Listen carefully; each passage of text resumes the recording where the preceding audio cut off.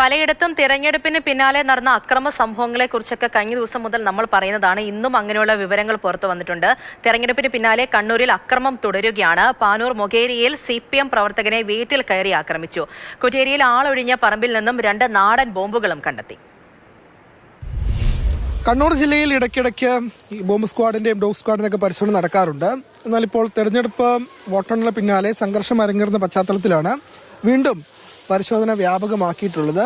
ഇപ്പോൾ ബോംബ് സ്ക്വാഡും ഡോഗ് സ്ക്വാഡും പലയിടങ്ങളിലായി പരിശോധന നടത്തുന്നുണ്ട്. ഇന്നലെ 2 ബോംബുകൾ പരിശോധനയിൽ പാനൂർ ഭാഗത്തു നിന്നും കുറ്റേരിയിൽ നിന്നും കിട്ടിയിരുന്നു. ഇന്നിപ്പോൾ കണ്ണൂർ സിറ്റി ഭാഗത്താണ്.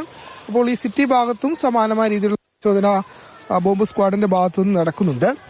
പ്രത്യേകിച്ചും ഈ സംഘർഷങ്ങളിൽ ബോംബ് ഉപയോഗിക്കുന്നുണ്ട്. കഴിഞ്ഞ ദിവസം വീടുകളിലേക്ക് സ്ഫോടക വസ്തു പാനൂർ ഭാഗങ്ങളിൽ എറിഞ്ഞിരുന്നു. നാടൻ ബോംബുകളാണ് എറിഞ്ഞത് എന്നതാണ് പിന്നീട് മനസ്സിലാക്കാൻ കഴിഞ്ഞത്. ഈ ഒരു പശ്ചാത്തലത്തിലാണ് പരിശോധന കൂടുതൽ വ്യാപകമാക്കുന്നത്.